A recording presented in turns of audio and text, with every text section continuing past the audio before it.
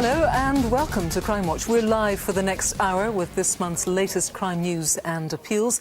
Let's just have a look at what else we have for you tonight. Former policeman Martin Bayfield is here again with more wanted faces and CCTV. Yes, indeed. Your chance to track down some people sought urgently by police, including this man, Michael Cope. He's wanted in connection with the rape and murder of his ex-partner. He's considered dangerous, so call 999 now if you know where he is. And for the first time, you can press your red button at any time until midnight tonight to have another look at all of these faces. I've also got some incredible CCTV to show you. Can you name the men who tried to smash their way into a post office in Gravesend earlier this month? And as you can see for the first time tonight, we'll have all the crucial details about each case just running along the bottom of the screen during the programme, together with all our contact details, so you can get in touch and help to solve crime. Matthew also has the latest in his series, looking at how cases are cracked.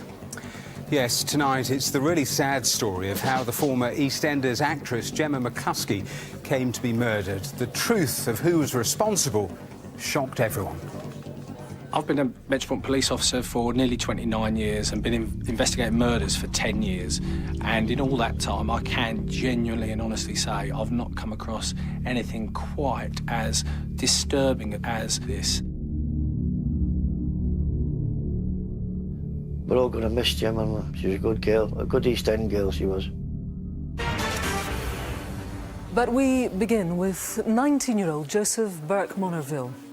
He and his identical twin, Jonathan, were decent, hard-working young men. In fact, they had just started university. They moved back to the UK last summer after finishing boarding school in their parents' native Nigeria. They had never been apart, but now Jonathan has to face life without his brother and best friend after Joseph was brutally murdered right in front of him.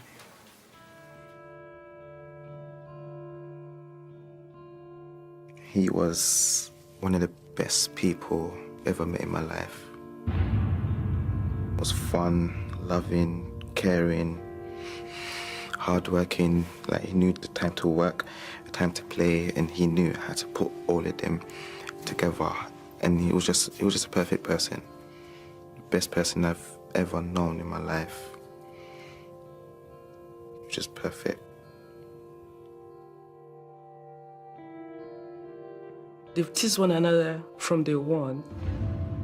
Jonathan said to me, even when we are 90, we'll still tease one another.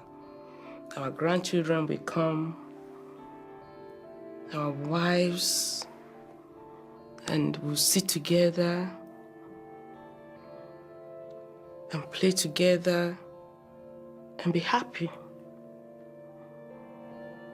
And that was the last time. They say that the Lord never gives you more load than you can carry. But I think at this particular time, the load He's put on my shoulder is much too heavy. I cannot carry that one.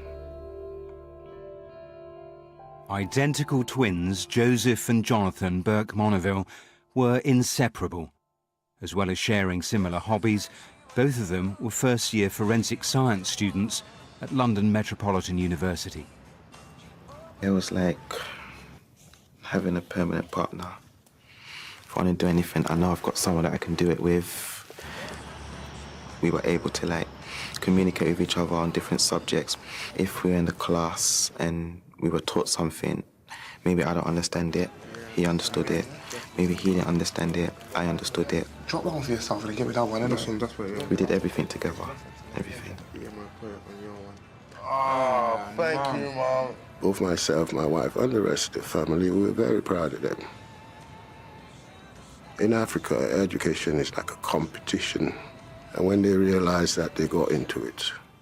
Because they did not want to fail in what we wanted for them. Plus, they realized that the better you do, the more you can achieve.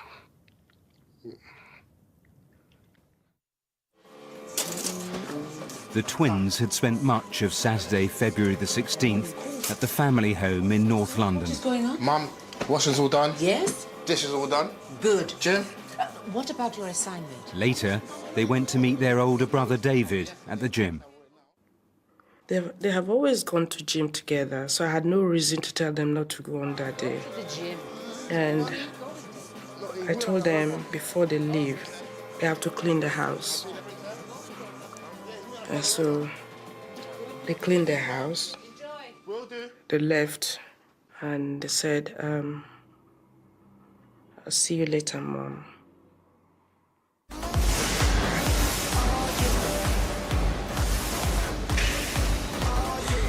I think that was the best gym session we had together. It was just the three of us, so we were playing, we were laughing with each other. Mr. Cardi, you got it, yeah? Mr. Cardi,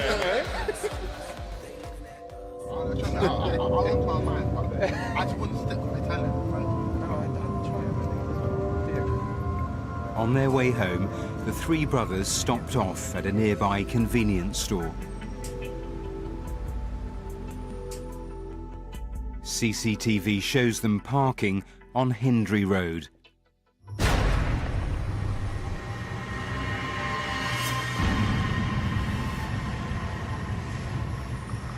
They looked very intimidating.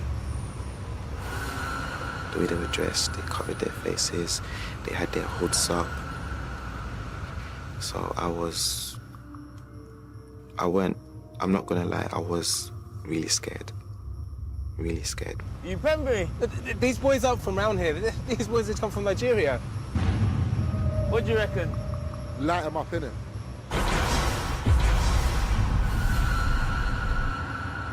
I didn't really see the first shot.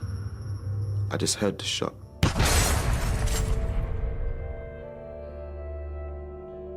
I heard another shot. And I heard David scream. Then I heard the third shot. But I didn't know what had happened. But that shot grazed my arm. At the moment, at the time, I didn't know.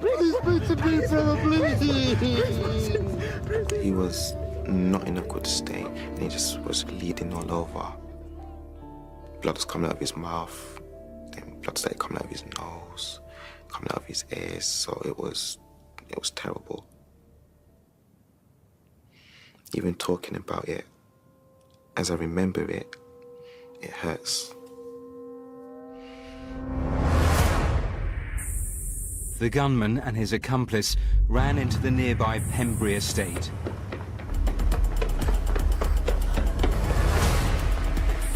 They crossed Pembury Road before heading towards Hackney Downs. But where did they go next? Drive! Drive!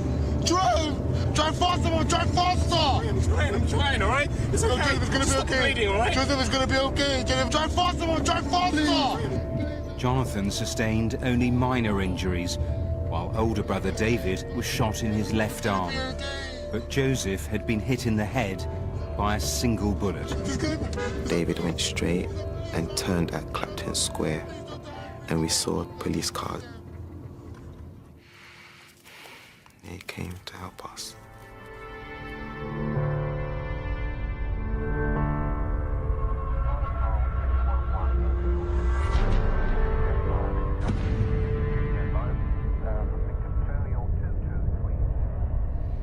The only thing I could do was pray. That's all I could do. Joseph was taken for treatment at the Royal London Hospital.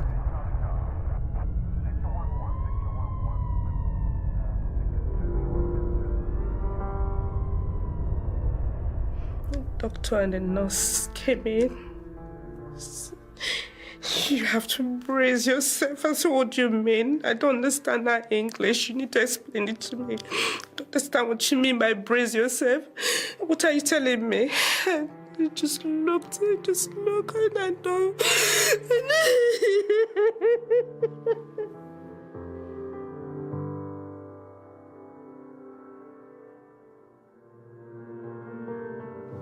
Jonathan was pretty brave. Pretty brave. I don't think he had felt the true pain then. No. He's been suffering since then. We've all been suffering.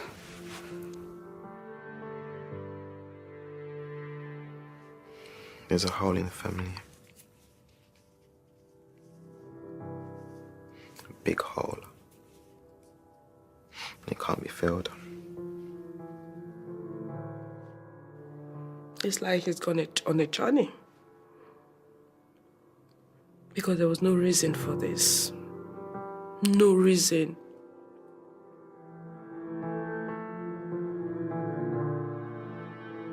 People got us confused a lot.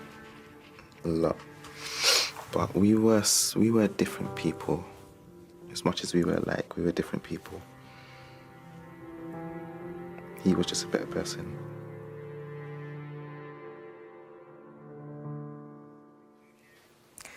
A decent, law-abiding, hard-working young man. I'm joined now by Detective Chief Inspector Sheila Stewart. This is very, very distressing, this case. It really is appalling. You do, in fact, have CCTV of the actual killing itself for obvious reasons. We're not going to show that, but we do need to look at the cold, hard facts. Take us through what you know, Sheila. This was just after 8 p.m. in Hackney on a Saturday night on the 16th of February this year. We see our two male suspects come into Clarence Road and they seem to be looking for someone or something. They pass several people in the road and I'm looking for those individuals to come forward. They approach the car and the first male speaks to Joseph. Moments before, he steps back, raises his arm and fires 3 shots into the car, targeting 3 passengers. Now, you do have, I mean, really a pretty good description of these men. Give us the description. The gunman is male, he's black, he's about 18 to 22 years old, and he was wearing a black hooded top and had something over a scarf over his face. The second male was taller. He was about the same age, but he was lighter skinned, possibly Turkish or of mixed race. Again, wearing a black hooded top and a face covering. Witnesses here, of course, crucial. Can you take us through the route that these guys took after they perpetrated the crime? Certainly. They ran off down Hindley Road into Pembury Estate, crossing Pembury Road and making their way up to Downs Park Road. We last see them going into Hackney Downs. The weapon, a 9mm black self-loading pistol, is still outstanding. So I need to know where these two have gone from there. That's for sure. You mentioned you don't have the gun. You see, I'm pretty sure there'll be people watching tonight who can tell you things that are really important to solving this case. They might be terrified looking at this, thinking, I just can't come forward, I'm petrified. What would you say to them? We have procedures within the criminal justice system to protect those people, to protect the witnesses and to deal with those fears. Joseph was shot in front of family and friends, and if these 2 individuals aren't caught, then no one is safe from this level of violence. That's for sure. Sheila, thank you very much. I should tell you there is a £20,000 reward for information leading to the prosecution of the people who did this terrible thing. No doubt there are people watching tonight who know the 2 gunmen. Think of Joseph, think of Jonathan, think of the family. I would urge you to call now. 0500 600 600 is the number. Martin. Time for some wanted faces now, starting with an urgent appeal to find this man, Michael Cope. The 28-year-old is sought by officers in connection with the rape and murder of his ex-partner, 25-year-old mum of 2, Lindsay Ashton, whose badly beaten body was found at her home in Salford just over 3 weeks ago. This CCTV shows Cope buying food and drink at a shop in Hindley in Wigan at about 1:25 p.m. on Sunday the 14th of July. Cope is from Manchester, and police think he may well be sleeping rough. There's a £25,000 reward for information which leads to his arrest. He's considered to be extremely dangerous, so if you see him or know where he is, call 999 straight away. Next is convicted sex offender Michael McCartney. The 78-year-old went on the run after being found guilty of 11 sexual assaults, including 2 against children. He was sentenced in his absence to 8 years in prison and was given an indefinite sexual offences prevention order. He has links to Letchworth in Hertfordshire and to Cyprus and Spain. Third tonight is Adnan Jagirdar. He also uses a variety of aliases, including the names Mohammed Akram and Adnanul Haq. Detectives want to speak to the 37-year-old in connection with a massive drugs conspiracy which would have seen 150 kilos of heroin worth more than £16 million imported into the UK from Iran. Jagir Dar, who has links to Ilford in Essex and Newham in London, has a half-inch scar on his right forearm. And finally, for now, is Matthew Attenborough. But he uses a number of other names, including Daniel Taylor, Saul White and Stephen Murphy. Officers from across the country want to speak to him in relation to a series of frauds where gay men were befriended online and conned out of thousands of pounds. Attenborough, who is 32, also likes to pretend he's a police officer. He's originally from Coventry but moves around the country. All of tonight's faces are on the website, and you can also see them again by pressing your red button. If you know where they are, call and text the numbers on screen. Texts will be charged at your standard message rate. Now it's time for a roundup of this month's latest crime news. In 2010, we ran a special appeal on Crimewatch on the 25th anniversary of the murder of PC Keith Blakelock, who was killed during riots on the Broadwater Farm estate in Tottenham. We filmed a reconstruction and featured a rare interview with his widow, Elizabeth. Well, yesterday, 44-year-old Nicholas Jacobs of Hackney in London appeared at Westminster Magistrates Court, where he was charged with the PC's murder. Next, a case from our last programme, the murder of 82-year-old grandfather Mohammed Salim, who was fatally stabbed as he made his way home from his mosque in Birmingham in April. Well, today, 25-year-old Pavlo Lapshin from Ukraine appeared by video link at the Old Bailey, charged with his murder. He was also charged with terrorism offences in connection with explosions near mosques in Walsall, Tipton and Wolverhampton. Another update from our last programme following the disappearance of 17-year-old Georgia Williams. Police received some significant information from a Crimewatch viewer, which led them to discover Georgia's body near Wrexham in North Wales. 22-year-old Jamie Reynolds from Wellington in Shropshire has been charged with her murder. Now, last year we asked for your help with an arson attack which killed 4 siblings at their home in Freckleton in Lancashire. Jordan, twin girls Holly and Ella, and older brother Reese all died in the fire in the bungalow where they lived with their mother, Michelle Smith. A lot of people have said that I've been strong through all of this, but inside I am just an absolute mess. It's just killing me, really, inside. Well, yesterday, 19-year-old Dyson Allen was convicted of 4 counts of manslaughter. He'll be sentenced in September. Next, news on another arson. That fire in 2011 killed 3 people in Helensburgh, west of Glasgow. Our appeal included this crucial CCTV of a man seen in the area at the time of the fire. Mum Angela was the only surviving member of the Sharkey family. Her husband, Tommy Sr., and children Bridget and Tommy Jr. all died. Everything that I loved has gone. Nothing's going to change it. Well, Crimewatch viewers helped identify the figure in the CCTV by his distinctive walk as that of Robert Jennings.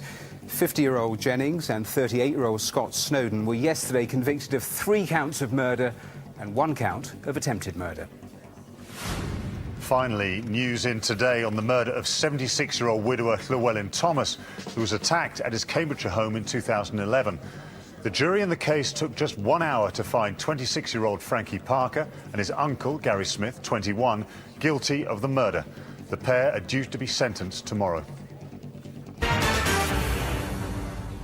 Mark Bridger's conviction for the murder of 5-year-old April Jones on the day of our last programme once again brought the big problem of online child abuse into the headlines. Lots of us agree that more needs to be done.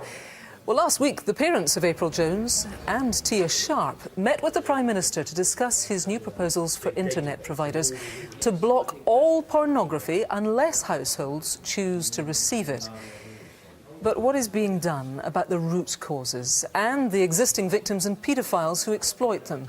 Well, Martin has been to see the work of 2 agencies on the front line in the fight against online child abuse. 2 unconnected murders with one common thread. During the trials of the men who killed April Jones and Tia Sharp, it was revealed in the days before they committed their crimes they had both been searching the internet for indecent images of children. But what many of us can't understand is why it's apparently so easy for anyone to gain access to images of child abuse in the first place.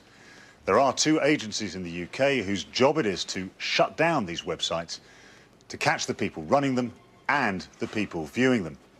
Now, naturally, the work of these organisations is covert, but I've been given rare access to the people in charge of bringing the paedophiles to justice.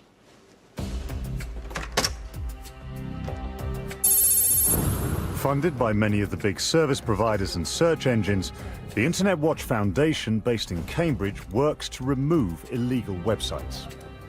But with an estimated 1 million unique images of child abuse online, their task is enormous. Fred, in light of really high-profile cases like April Jones, have you seen a change in how the public are reporting indecent images through to the Internet Watch Foundation? Yes, definitely. What we have seen is usually in a 3-month period we get around 10,000 reports from members of the public, but we've seen a 42% increase in the last 3 months on that figure, and we think that's not only due to the Tia Sharp and April Jones murders, but to the high-profile nature of the Jimmy Savile inquiry and how that's raised the awareness of child sexual abuse. Sally is an analyst who has the difficult task of examining images and then removing websites containing the illegal material. The sensitive nature of the work means her identity has been protected. Once I've ascertained whether it is in fact a child, I then categorise it by age and the severity of the image. My next stage would be to figure out the location of where it's being hosted so we can then try to take action to get it removed at source. We can be on the phone to our contacts and the content is taken down while we're on the phone. It could be a matter of seconds. But once a website has been removed, how are those behind the images caught? Well, that job falls to the Child Exploitation and Online Protection Centre, or CEOP, a group of highly specialised investigators. James, this is a typical image that you would analyse for obvious reasons. We can't let the viewers see this. But for you, this is more than an image, this is a crime scene. How do you analyse this and extract the vital information and evidence that you need? We look at the minute detail which is contained within the image and the scientific detail that was used to put the image together. And looking at them as a whole, we're able to pick out certain clues to where the image was taken, who the child is within the image, and who the offender is. And we can see here that this is a British kitchen. But what is it that tells us it's a British kitchen? And for me, it's the clues in the background. It's the 3-point plug there that you see, and there's other clues that I'm looking for. Using specialist software, I can pinpoint some things that will lead me to the identity of where it was taken. It's this painstaking work that can lead officers straight to the doors of paedophiles. In January last year, a single report was made to the IWF about photographs of children that had been uploaded to an image hosting website. There were some images of a child that weren't specifically illegal when you viewed them on their own, but there was enough to be worried that this child was being abused. The information was passed on to CEOP, who began an investigation into where the photographs were taken. Analysing the images, we came down to 3 locations in the UK which that child could possibly reside, was visiting, or the offender was residing or visiting. Investigators knew they had to find the people responsible before they committed further crimes. The images were quickly tracked to a street in the Lincolnshire area, and with the help of local officers, it was soon narrowed to a single address. The police officer stood outside the address and was describing the address to us in the office. Based on what the police officer said and what we were relaying back to them, the police officer was certain that he was looking at the crime scene. When the police officer knocked on the door, a male answered the door who identified himself as David Miller. 62-year-old Mellor was arrested and later admitted 18 offences, involving the taking and distributing of indecent images of children. He was jailed for 6 years. He's obviously been brought to justice, but you can see that how quickly we deal with cases and the risk that these people pose to society. The destruction caused by these crimes is complex and far-reaching. This is Anne. We've changed her name and identity. She and her 2 children had no idea her husband was a paedophile until police called at her house one morning. 2 uniformed officers went upstairs to bring down my husband. And we were questioned about email addresses, things where I had no idea what was going on at all. At one point, the police officer said, "I've got no option but to place you both under arrest." At which point my husband did then say, "It's all me, it's nothing to do with my wife." He was convicted of a number of offences against children, including downloading and distributing indecent images. He's serving a lengthy jail sentence, and Anne and her children no longer have any contact with him. Certainly for me and my children, we feel safer as well knowing he's in prison. It's still a crime that's very hidden and not talked about. So somebody needs to be doing this work. It is really important. We're certainly here to make a difference. If we can stop a child from being further abused, then my job is done. Well, Peter Davis is the Chief Executive of CEOP. He joins us now. Your line of work's been getting a lot of publicity. It's been in the headlines all week. What do you make of the Prime Minister's suggestions? Is he on the right track, or is it tinkering around the edges? I certainly don't believe it's tinkering around the edges. I do believe it's on the right track, both in terms of blocking children's access to pornography, but actually particularly in our world, which is tackling the illegal criminal child abuse imagery online. So there was a lot of good content in there, a lot of opportunities that we're going to make the most of. Yes, you see, there are 2 separate issues there, because I think any family in Britain, most families in Britain would think, you know, protecting our children and indeed protecting ourselves from these horrific images are a good thing. Absolutely. However, that is not tackling the main problem, which is the people who produce those images and the underfunding of organisations like yours who need to go in there with full firepower. What would you say to that? Well, the point is this is a massive issue. It's not just confined to the UK, and it's easy to argue for more funding, but here's the thing. One agency, even one as good as CEOP, and you can see the quality of my colleagues like James there, is not going to be big enough to tackle this. It's a team effort. Anything to do with child protection takes a lot of teamwork. Government, different agencies, the whole of UK law enforcement and the industry as well. It's not just about CEOP's budget. That's a minor part of a big picture. And nobody's going to argue with the great work that your colleagues do. And indeed, I've been to CEOP's myself and I've seen it. It's incredible and it's vital work. However, the people who want to look at these images are not typing searches surely into big search engines. They're sharing them with each other. They call it peer-to-peer sharing of these revolting images. People are offending in different ways. Some people are using search engines, and sometimes the search engines can link them into peer-to-peer networks. So even if you don't get the result back from your search engine, it can still take you to one of these peer-to-peer networks where there is harm. There are other forms of harm on the internet as well. It's a very complex picture. We need to work effectively against every single manifestation of this appalling type of crime. OK, Peter, thank you very much. I should say that even as we ran Martin's report tonight, we started getting a lot of calls, people on Twitter saying to us, I've seen these images, I want to help, how do I get in touch? I'm about to tell you how to do that, in fact. If you want to get in touch, you can get in touch with us here on the studio. 0500 600 600 is the number to do that. If you've stumbled across any of these revolting sites, then do also get in touch with www.iwf.org.uk. If you suspect a child may be in danger of abuse, then you can contact, of course, your local police force, or you can report it to Peter and his colleagues at CEOP themselves. Details on how to do that are on their website. And indeed, if you've been the victim of crime, there is always the victim support line. You can call them on 0845 30 30 900. Right, time for some crimes caught on camera now, starting with a violent attack on a shopkeeper which happened in Waltham Forest in London in January. It's a Sunday evening inside a convenience store, and this guy in a hoodie is having an argument with the shopkeeper.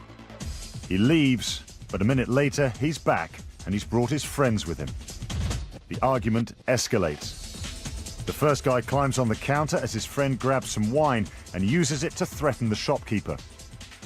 The man on the counter then leans over and grabs a bottle of spirits. Next, without warning, the one in the hat smashes the wine bottle over the shopkeeper's head before strolling out. A shocking attack. We need names for these two tonight. It's just after 11 p.m. on a Saturday night in March in the Albert Dock area of Liverpool. A couple of lads who are part of a group which had just been kicked out of a nearby pub for causing trouble are wandering around the quayside. As they cross a bridge, the one in a dark jacket spots a man and a woman standing down the street who have been part of the group they've been harassing in the bar. He heads towards them. And when he reaches the couple, he launches himself at the man, hitting him from behind, the single punch knocking the victim to the floor and fracturing his jaw. The attacker then runs off back along the quayside. It was a violent and unprovoked assault. Tell us, who is this man? A Monday afternoon earlier this month at a travel agent's in Caterham in Surrey. A man wearing a grey top and carrying a large bag walks into the shop. He immediately pulls out what looks like a handgun and orders the frightened staff and customers into a back office. He demands one of the employees opens up the bureau de change and she is forced to hand over cash. The robber eventually leaves, slipping the gun back into his bag as he does. Now, I'm sure he thought the mask would stop people recognizing him, but it only works if you keep it on your face. This man threatened a shop full of people with a gun. It's time to book him a holiday at Her Majesty's pleasure. Name, please. Plenty more CCTV still to come, and you can see it all again on the Crimewatch website. Call 0500 600 600 if you can help, or text 63399, type crime, leave a space, and then your message. And also still to come tonight, the terrifying armed raid at a rural farmhouse in Surrey in the early hours of the morning. Move, come on, go, go! I just wanted it to be over, and I thought if you're not going to go soon, then please just kill me. And Matthew reveals how a crucial bit of CCTV exposed the truth about what happened to former EastEnders actress Gemma McCluskey. We seized the car and we had that forensically examined. What came back was that Gemma's blood was in the boot of the car. This was huge for us. We knew we had the right person. But before that, let's see what's already come in on the phones. Matthew. It is really busy. It's worth just saying you can already see the information from all of your calls at the bottom of the screen. Well, let's get the latest on the murder that we saw at the top of the programme, Joseph Burke-Monaville in North London. Sheila Stewart is back here with me. And Sheila, what has come in? There's been numerous calls, very helpful, to specifically naming individuals who we need to research and look at now. There's a lot of calls about information known locally in the area, and I would really like to speak to someone who knows these individuals personally. They were last seen in the Hackney Downs, and I want to know where they went next. OK, well, if you know anything, please call in. Martin. We start these wanted faces with 19-year-old Trey Williamson. Detectives want to speak to him about the murder of Karar Hussain, who died after being shot in Penge in London in May. There's a £10,000 reward for information leading to the arrest and conviction of Williamson, who goes by the street name Rumbles. He's also considered to be dangerous, so if you do see him, call the police straight away. Next is Alexei Shaiti, although he's previously been known as Georgios Solos.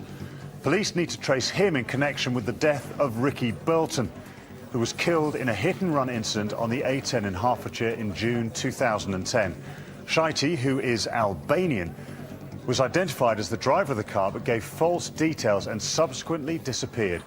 34-year-old Shaiti himself suffered serious injuries in the crash and is likely to have severe facial scarring. He's known to have links to Hertfordshire, Loughborough and North London. 7 and 8 tonight are Thomas Tooth and James Fahy. Officers want to speak to them in connection with an attempted burglary at a bank in Rotherham, during which thieves tried to get into a cash machine by drilling through the wall of the next-door building. The pair, who police believe may well be together, have links to Manchester, Amsterdam and Alicante in Spain. Fahy sometimes put on an Irish accent and often goes by the nickname Irish James. Call and text on the usual numbers if you recognise any of tonight's faces. They're all online, and you can have another look by pressing the red button on your remote.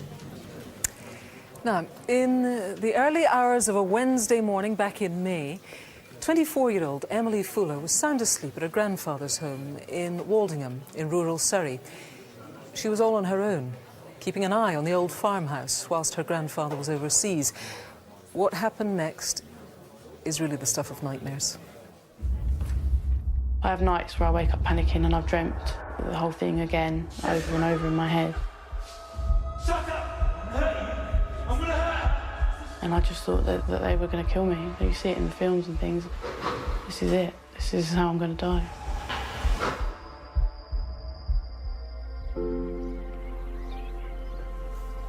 My granddad went on holiday, so I just said to him that I'll be around to house sit and look after the dog.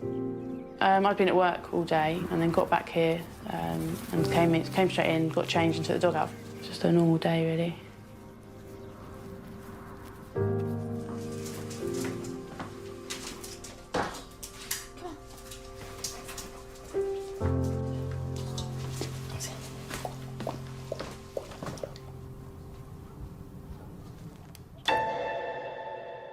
I turned all the lights off as I went, except the hall light. I always leave the hall light on in case I need to come down in the night. I just went upstairs. I didn't check windows, doors, anything. You don't really think about it. You just, you presume everything's all right and just go to bed.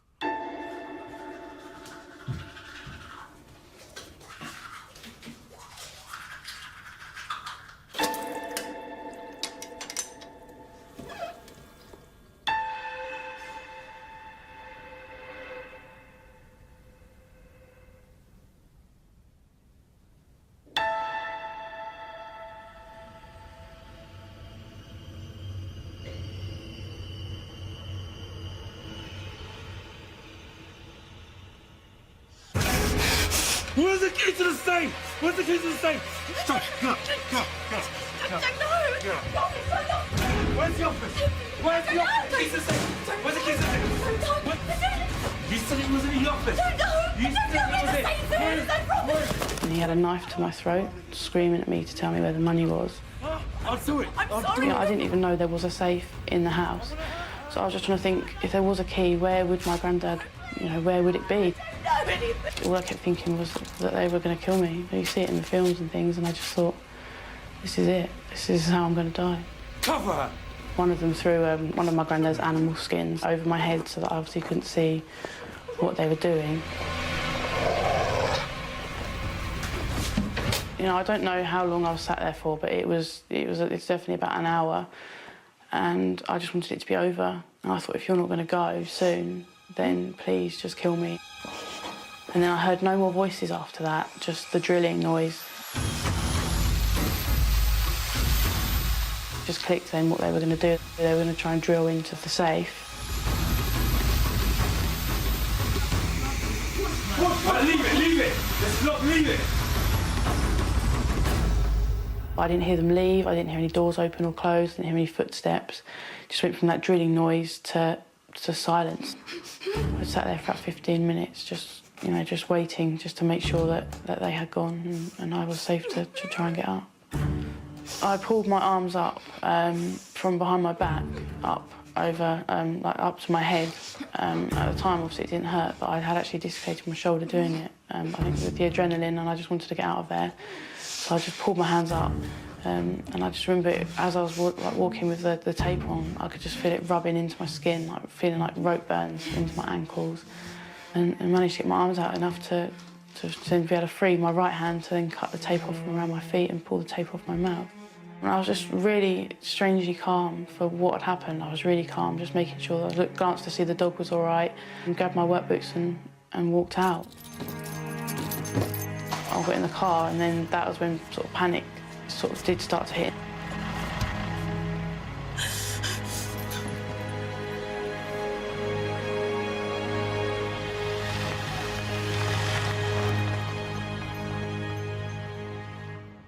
I'm now petrified of falling asleep because that was the first thing I saw when I woke up, and now I try and keep myself awake so that I don't have to see that again and to go through that again. I just relive it every day. Well, joining me now is Detective Inspector Anthony Archibald from Surrey Police. Really terrifying for Emily, as she says. She relives it every night if she closes her eyes. What was actually taken in this attack? Oh, yeah, absolute nightmare for Emily. She was subjected to that horrifying ordeal for nearly an hour. The house itself is like an old farmhouse. There's very little there of any value and certainly no cash lying around. And we saw in the film how the men tried to drill into the safe. They failed to get anything, they failed to do that. One of the things they did take, though, was this hunting knife. Now, this has a picture of a lion on the handle, and it's made by one company in South Africa, so it'd be very rare over here. So we're very interested to hear from anyone who has seen that knife anywhere. Also, they took bottles of champagne, whiskey and some cigars. So if anyone has a friend or a partner that's returned in the early hours with items like that, then we're very keen to hear from them. OK, that could be important. What was Emily? She's been very brave. What has she been able to tell you about the attackers? She describes 5 to 6 black males who came into the house. One was wearing a balaclava, another one had a scarf around his face. They had London accents. One had white Vans trainers on, but most notably, one of them was referred to by the others as the name or nickname of Littles. Right. So if the name Littles means anything to anyone, then we'd really like to hear from them as soon as possible. Yeah, that's distinctive. Just briefly, we've got this little clip of a reconstruction of somebody on a motorbike. Tell us quickly why it's important. The days leading up to the attack, this motorbike was seen a few times riding near to the address, and it appeared to be paying particular attention to it. Now, the motorbike was completely black, and the description of the rider was a full-face black helmet, a green camouflage jacket and jeans, and we're really interested in identifying that rider because they may hold some vital information. OK, thanks very much, Anthony. Really a dreadful ordeal for this young woman. If you want to help in any way, do call us now. You know the number, it's 0500 600 600. Calls are free for most landlines. Some networks, some mobile operators are going to charge for the calls. If you prefer, you can speak anonymously to Crime Stoppers. They're on 0800 555 111. Martin. Time now for more CCTV, starting with a nasty attempted robbery in Kent. 2 masked men burst into a post office in Gravesend on a Tuesday afternoon earlier this month. They rush straight to the front of the shop and start demanding money. A few moments later, a third man comes in and stands guard at the door. One of the men at the front of the shop grabs a female member of staff round the throat and starts attacking her with a hammer. He forces her behind the till, pushing her so hard she falls and hits her head. Back at the post office counter, his mate is trying and failing to smash through the security screen using a sledgehammer. The pair then take a different approach, attempting to break through the office door where the other terrified woman is trapped inside. They can't get in that way either, so one of them tries the till, ripping it open whilst the first shop assistant lies injured at his feet. He gives up on that too and lets it drop straight onto the woman before having one last go at the door. They eventually left with nothing, but both their victims have been left hugely traumatized by the attack. Unmask these violent would-be robbers tonight. It's a Monday morning in April in Edgware in London. An employee of a money exchange company is walking the short distance from his office to the bank to cash the weekend's takings. As he enters the foyer, a man rushes in after him. The robber immediately grabs the bag containing the money, snapping the strap in the process. He then sprints off, followed by his dazed victim, running across the road back the way he came. This man got away with tens of thousands of pounds in cash. Now we need you to be on the money. Name, please. This is the Britannia Building Society in Newport in Shropshire on a Saturday morning last month. A man with a shaved head wearing a black top, jeans and a rather fetching pair of shades walks in. He approaches the counter where he pulls out an orange carrier bag and what looks like a handgun. He orders the terrified staff to fill the bag with cash before he leaves, tucking the gun into the waistband of his jeans as he does. Definitely an unauthorized cash withdrawal. Take a good look at this shady character and tell us, who is he? All tonight's CCTV is online, and if you recognise anyone, please call and text the numbers on screen. This is 29-year-old Gemma McCluskey. You may well recognise her. She played the part of Kerry Skinner in EastEnders.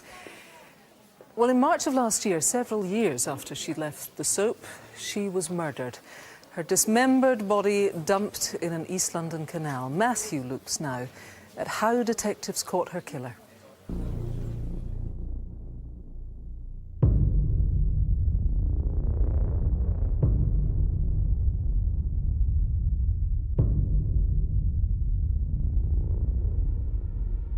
Gemma McCluskey became known as an EastEnders actress, but she'll also be remembered for the horrific way she died. Gemma was an EastEnder herself from Shoreditch. After leaving the soap, she settled back into normal life, working in a local pub. But in March last year, she suddenly disappeared. At the time, she was living with her older brother, Tony. On Saturday the 3rd of March, Tony, their other brother, Danny, and a friend went into an East London police station to report Gemma missing. It was assessed as a low risk. Gemma, although she'd not been missing before, she's an adult. And, you know, there was no other information at that time that suggested that there was anything untoward. I got a phone call on the Saturday from my son Tony to say he hadn't seen Gemma for a couple of days. I said, "Well, it's nothing to worry about, Tony. She's probably gone away for a couple of days." I didn't have an inkling that anything could happen to Gemma. Police made routine missing person inquiries, but 2 days later, there was still no sign of her. Then everyone started to get worried then, when we realised something was really wrong. There was an appeal at a local public house, of which Tony helpfully went along to and was pictured in the Sun newspaper appealing for information about the whereabouts of his sister. And Tony was doing everything he could to try and help the police with the investigation. The following day, the investigation into Gemma's disappearance took a dramatic turn. It's him. Tony received a number of sinister phone calls. Hello? If you want to see your sister again, you'll get the money. Well, how do I know you've got her? Somebody was purporting to have kidnapped Gemma and were asking for a huge ransom for her return. If you touch my sister, if you lay one hand on... The review of her status immediately went from being a low priority to a high priority. Ugh. Police traced the blackmail calls to this man, 19-year-old Sam Dunn from Kent. It was a sick hoax. In April this year, Dunn was jailed for 6 months for making malicious phone calls. Then, a moment that would change everything. Within hours of those blackmail calls, a suitcase was found in a nearby canal. Inside, a female torso. It was Gemma. The missing person inquiry was now a murder investigation. The canal was searched, and police decided to re-interview her brother. We'd had a little bit of an argument, but... Tony was the last person who'd seen Gemma alive. His information was crucial to the investigation. What was the last time you remember actually seeing her? It was between 2:30 and 3 o'clock. Tony was dealt with as a significant witness. So, yeah, it was that. How we treat those people is to interview them on tape, but they are witnesses. They're not suspects and they're not cautioned. What were you thinking? Well, I just started getting my own thought, well, where is she, you know what I mean? Other witnesses were being interviewed at the same time. Detectives soon realised Tony's account didn't add up. It was just very small things that made us think, well, hold on, that just doesn't seem right. Police decided to arrest him. He was now a murder suspect. Tony, did you kill Gemma? No comment. Tell me about what you know about the disappearance of Gemma. No comment. Surely you want to bring to justice the people responsible. No comment. It's not infrequent that people don't want to speak to the police. But given that it was his sister, it was bizarre that he had that choice. And so the feeling with the team was, you know, this is our guy. 10 days after his sister disappeared, he was charged with murder. Gov. With Tony McCluskey in custody, police painstakingly began to build their case. They found pictures of Gemma on the morning she vanished and driving her car back home to the flat. Forensic officers searched the property.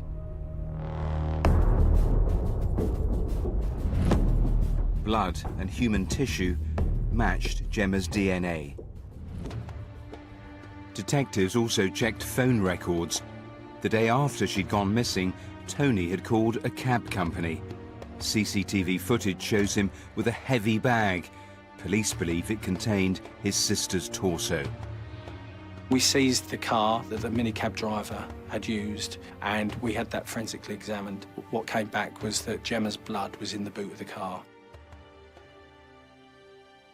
After a 2-minute journey to the canal, Tony's then seen returning to the flat without the bag. This was huge for us. We knew we had the right person. Tony! After months of work, police had proof of what had happened to Gemma. That morning, she'd rowed with her brother about his heavy cannabis use. Get out of my house. He'd left the bathroom taps running and the sink had overflowed. I want you out. Yes, you're going to make me go, you? Yes. Yeah? Well, go on in! When she returned to the flat that afternoon, the row escalated. You've got to go!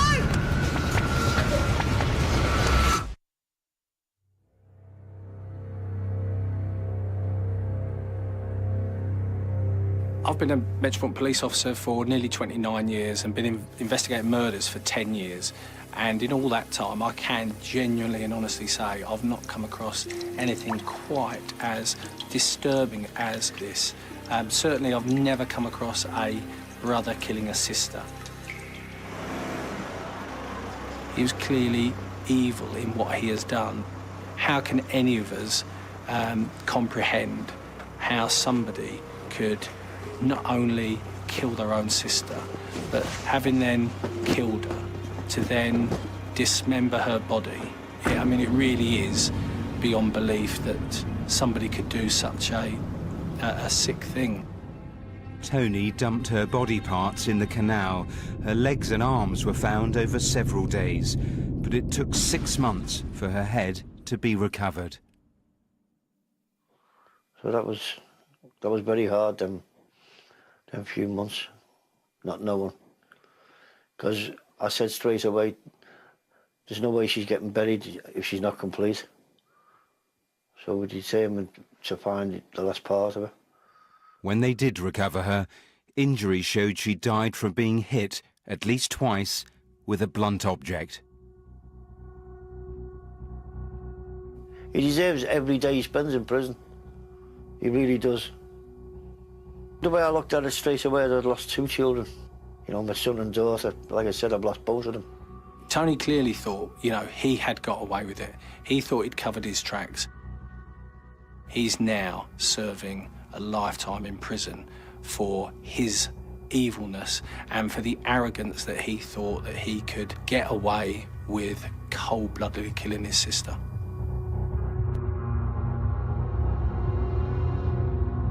We're all going to miss Gemma. You know, she was the life and soul of everything. She was a good girl, a good East End girl she was. Matthew, a family devastated. Yeah, terrible, and the judge talked about that. He also contrasted Gemma, a young woman with a huge zest for life, dearly loved, with McCluskey, hopelessly addicted to skunk cannabis, resentful of his sister's popularity. So brother and sister, polar opposites as people. And his elaborate cover-up. Yes, he lied, he implicated others, he sent text messages to Gemma's phone pretending he thought she was still alive. And as the prosecution said, he thought he got incredibly lucky when he got those blackmail calls, because that took police in completely the wrong direction. But bit by bit, meticulously, detectives worked through those blind alleys, those diversions, found the evidence that dragged them back to one person, Tony McCluskey. And that CCTV was pivotal. It was crucial because when they found that footage from the cab company, they showed it to the family. Now, Gemma's other brother had refused to believe up to that point that Tony had anything to do with this. Then he saw that, then he knew it was him. It was the shortest bits of CCTV, the shortest bits of evidence, but it was absolutely compelling. He got life with a minimum of 20 years. Thanks, Matthew. Time now for a quick last update on what's been coming in on the phones. Here's Martin. Plenty of calls coming in. You remember the first of our wanted faces, Michael Cope, wanted in connection with the murder of his ex-partner, Lindsay Ashton. Well, we've had several calls coming in, placing Cope in the Manchester and Leigh area. The police are investigating tonight. And the first of our CCTV, the attack on the shopkeeper in Waltham Forest, the wine bottle over the top of his head. We've had a name given for one of those suspects. Right, busy night. That's everything for now, though. Everything's on our website, too, and the wanted faces will stay on the red button until midnight tonight. The phone lines are going to stay open until midnight tomorrow. We're going to be back again tonight, of course, 10:35 after the news, with the very latest on what I think has been a pretty busy night. Viewers in Northern Ireland are going to have to wait until 11:05. From all of us here, thanks for your calls. They make a difference. Bye-bye.